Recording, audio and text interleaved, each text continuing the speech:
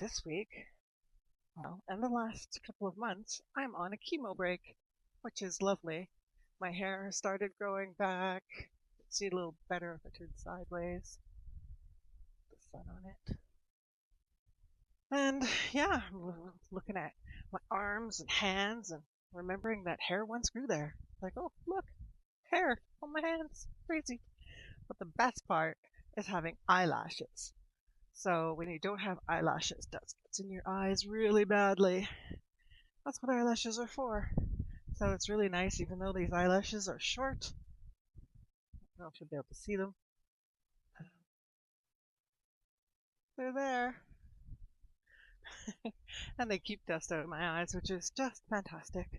And plus, of course, being on a chemo break, I don't have an itchy head anymore. Uh, Actually, my whole body doesn't have nearly as dry skin. I don't have to be exfoliating and moisturizing more than once a day. I don't even really need to exfoliate anymore. I can just moisturize. I'm just astounded at how little skin is coming off now that I'm not on chemo. So that is nice. And of course, I don't have the gastrointestinal problems that I usually have. So, chemo break. It's been a long time that I haven't been on chemo, so it's really nice. But why, you may ask, am I on a chemo break? That is because in earlier mid-March, I forget when, I had a CT scan, and I get these every 3 months to see what's happening with my cancer.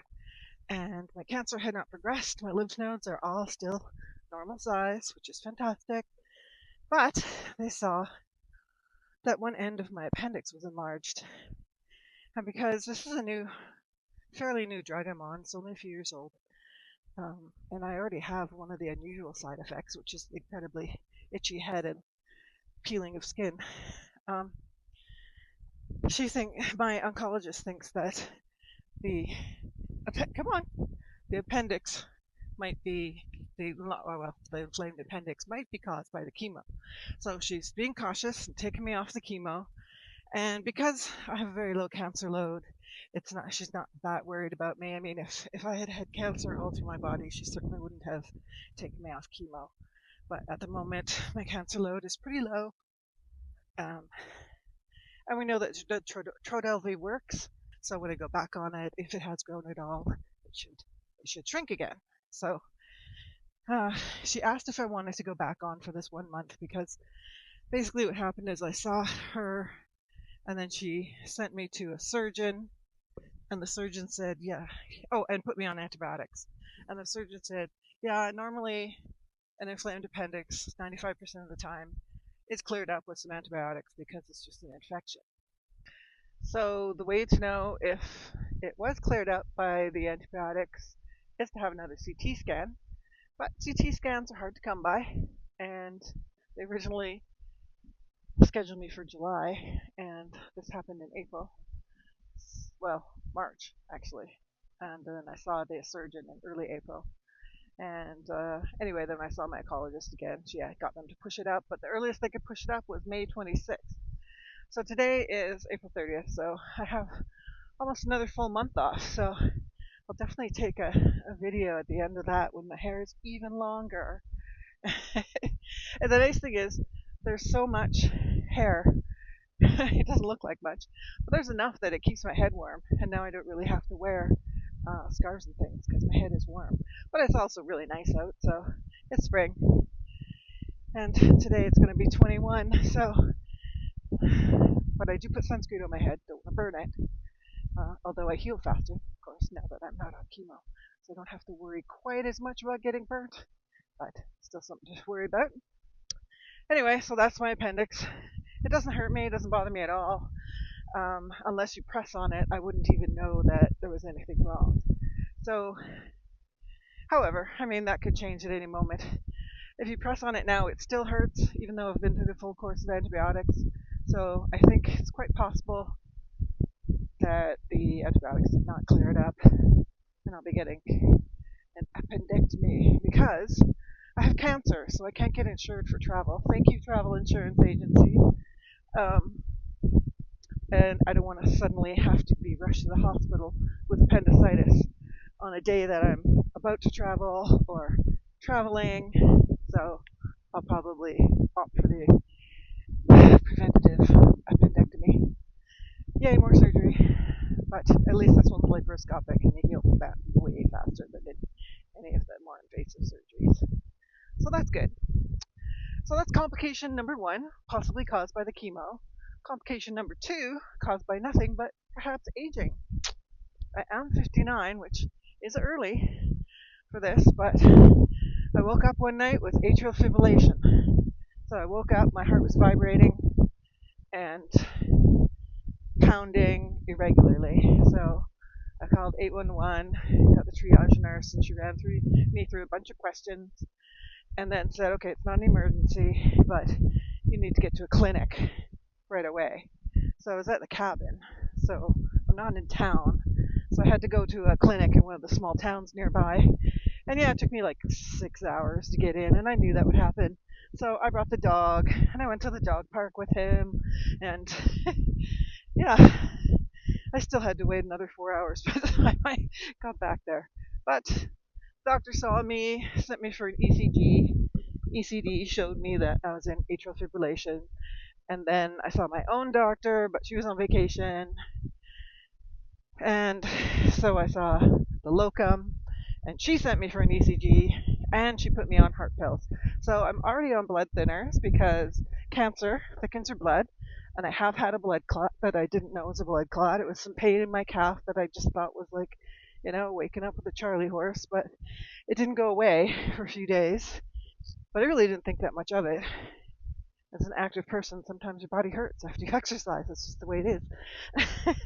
So on my next CT scan, after I had that blood clot, there were some little bits of clots in my lungs, and then they started asking me all these questions and realized that that sore leg of mine had been a blood clot.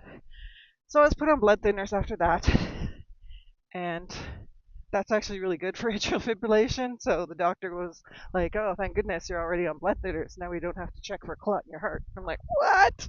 But yeah, it's good. And then she put me on metoprolol, so yay, another pill twice a day to regulate my heartbeat. And then I've gone on some atrial fibrillation Facebook pages, and certain things do cause it. They did ask me if I'd been drinking a lot, particularly, and I don't drink that much. And I was like, oh, maybe 2 drinks 3 weeks ago. So that wasn't it. So one of the other things is caffeine, and I used to have a caffeine allergy and I never drank caffeine at all. But once all the estrogen evaporated from my body after menopause, I didn't have that allergy anymore. So I've been enjoying the odd London fog or Earl Grey tea. I really don't like coffee, but I did miss my Earl Grey tea. Anyway, so I decided, well, let's see. Let's have some caffeine and see what happens. And so far, this is my second day of trying caffeine. And the first day I did get atrial fibrillation, so I go in and out of it. This is the start of atrial fibrillation. Your heart is normal sometimes, other times it's beating wacky, all irregular and fast. My heartbeat never gets up over 99, which is good. The doctor told me if it gets up to 130, 140, that I can take more of the metoprolol. But so far I haven't had to. And it does seem that if I have caffeine, I'm more likely to get an atrial fib episode. So today I had some caffeine this morning, had a lovely homemade London fog, and then I had irregular heartbeat, but it wasn't fast. So my heartbeat goes anywhere from 60 to 75 normally, and when it's beating too fast, it's in the 80s and 90s. And so this morning it went up to, I'm going to say 80. I can't remember exactly. I have a blood pressure thingy at home, and it monitors my heartbeat, so I can watch it. I can watch it beating irregularly, and it tells me what my heartbeat is. But I really should get a smartwatch and just have it on all the time, so I can monitor it all the time. Planning to do that, but yeah. So I'm starting to suspect it might be caffeine, because yesterday I did no caffeine, and I didn't have any afib when I checked. So, it's possible I did, but the problem is you have to be checking all the time. So I'm not 100% sure, but I'm suspecting that caffeine might set it off. So I might have to say goodbye to my London fogs again, which is sad, but it's your heart. You got to be nice to it. It's an important part of your body. Back into the trails. I can show you what these trails look like. They're actually I can't do a spin. All right, well I'll just spin myself. There they are. It's spring here in Alberta. The trees are just starting to bud. Spring lasts about a week and then it's summer. So we have winter, fall, spring, winter, second fall, spring, winter, spring, which lasts a week, and then summer. So we're into spring. Next week it'll be over and it'll be summer. That is Alberta. Yeah, what else? Well, I think that's it for today.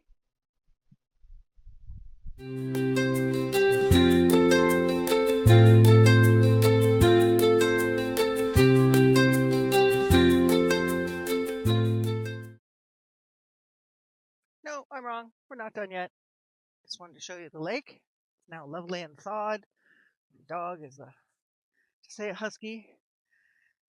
Has a strong prey drive. It's a bit of an understatement.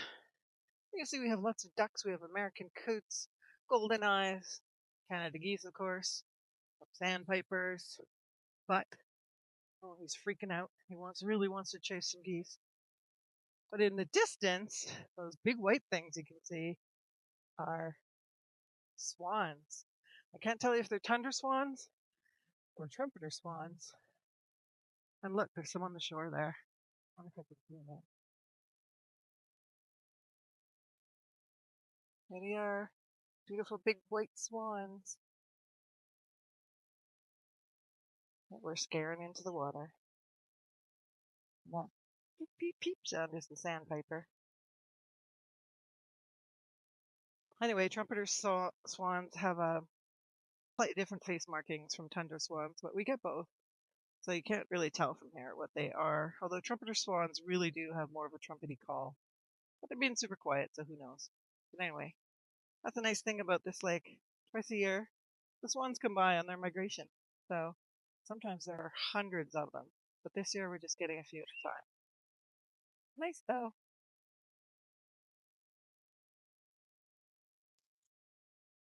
Let me get a little closer for a minute. Without scared him a little further away again. But they're so pretty!